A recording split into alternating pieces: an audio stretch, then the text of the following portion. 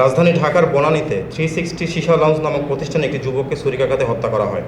গত 14 আগস্ট 2025 তারিখ ভোর আনুমানিক 5টা 28 ঘটিকার সময় রাজধানী ঢাকার বনানীতে 360 সীসা লাউঞ্জ নামক প্রতিষ্ঠানে একটি যুবককে ছুরিকাঘাতে হত্যা করা হয়। গত 14 আগস্ট 2025 তারিখ বনানী থানা এলাকার ইন্টারনেট ব্যবসায়ী রাহাত হোসেন রাব্বি তার বন্ধু নুরুল ইসলাম খোকন সহ বনানী থানাধীন 11 নং রোডস্থ হাউস নাম্বার 100 লিফটের 4 তলায় অবস্থিত 360 সীসা লাউঞ্জে প্রতিষ্ঠানে যায়। গত 14 আগস্ট 2025 তারিখ আনুমানিক ভোর 5টা 28 ঘটিকার সময় উক্ত ভবনের 4র্থ তলা থেকে সিঁড়ি দিয়ে নেমে 2য় তলায় আসার সময় আসামি মুন্না এবং মাসুদুর রহমান হামজা ভিকটিম রাহাত হোসেন রাব্বির পথরোধ করে দাঁড়ায়। তখন ভিকটিম রাহাত মুন্নাকে চিনতে পেরে বলে যে, মুন্না, তুই এখানে এই সময় কি করছিস? উক্ত কথা বলা মাত্রই ভিকটিম রাহাতের সাথে আসামি মুন্না এবং মাসুদুর রহমান হামজার তর্ক বিতর্ক শুরু হয়। তর্ক বিতর্কের এক পর্যায়ে আসামি মুন্না তার পাঞ্জাবির পকেটে থাকা ধারালো চাকু বের করে ভিকটিম রাহাতকে হত্যার উদ্দেশ্যে উপর্যুপরি আঘাত করে ঘটনাস্থল ত্যাগ করে। ভিকটিম রাহাত ডাক চিৎকার দিলে আশেপাশে থাকা লোকজনের সহায়তায় ভিকটিমকে রক্তাক্ত জখম অবস্থায় সিএনজি যোগে চিকিৎসার জন্য কুর্মিটোলা জেনারেল হাসপাতালে নিয়ে গেলে কর্তব্যরত চিকিৎসক পরীক্ষা নিরীক্ষা শেষে তাকে মৃত ঘোষণা করেন।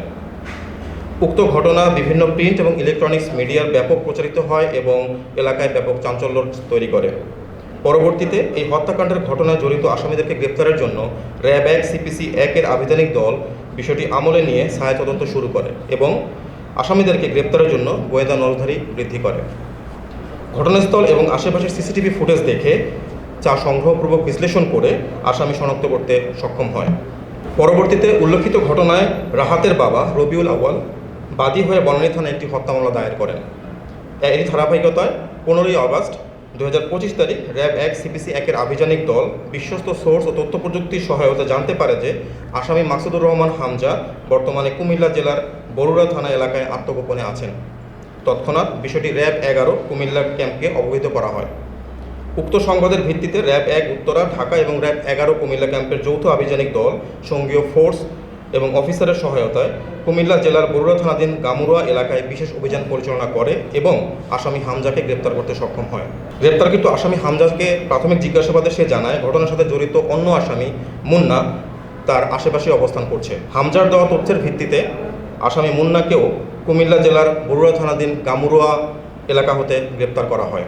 উল্লেখ্য যে বর্ণিত হত্যা মামলা রুজু হওয়ার পর অতি দ্রুততার সাথে উক্ত ঘটনার সাথে প্রত্যক্ষভাবে জড়িত আসামি মুন্না এবং হামজাকে গ্রেপ্তার করতে সক্ষম হয় র্যাপিড অ্যাকশন ব্যাটালিয়ন র্যাব 1। গ্রেপ্তারকৃত আসামিদ্বয়কে জিজ্ঞাসাবাদ এবং তাদের দেওয়া তথ্যের ভিত্তিতে র্যাব 1-এর আভিযানিক দল পুনরায় অভিযান পরিচালনা করে 16 আগস্ট 2025 আনুমানিক রাত 1টা 1 ঘটিকার সময় ডিএমপি ঢাকার মোহাম্মদপুর থানাধীন রাজিয়া সুলতানা রোড এলাকা হতে বর্ণিত হত্যাকাণ্ডে ব্যবহৃত একটি সুইস গিয়ার চাকু উদ্ধার করে। আসামি মুন্না এবং হামজাকে জিজ্ঞাসাবাদে আরও জানা যায় যে ভিকটিম রাহাতের সাথে আসামিদ্বয়ের দীর্ঘদিন যাবৎ বন্যে সীসা লাউঞ্জে আসা যাওয়া এবং এর মাধ্যমে পরিচয় ছিল এবং সীসা লাউঞ্জের ভিতর আধিপত্য বিস্তারকে কেন্দ্র করে তাদের ভিতরে দ্বন্দ্ব চলমান ছিল। উল্লেখ্য যে ঘটনার দিন রাতে আনুমানিক 1 ঘটিকার সময় ভিকটিম রাব্বি আসামি মুন্নাকে উক্ত সীসা লাউঞ্জ হতে বের হয়ে যেতে বলে, যার ফলে পূর্বশত্রুতার জের ধরে ভিকটিম রাহাতকে হত্যা করা হয়েছে বলে আসামিদ্বয় প্রাথমিক জিজ্ঞাসাবাদে স্বীকারোক্তি প্রদান করেন। গ্রেপ্তারকৃত আসামি মুন্না এবং হামজাকে সুস্থ অবস্থায় পরবর্তী আইনগত ব্যবস্থা গ্রহণের নিমিত্তে ডিএমপি ঢাকার বনানী থানার অফিসার ইনচার্জের নিকট হস্তান্তর করা হবে।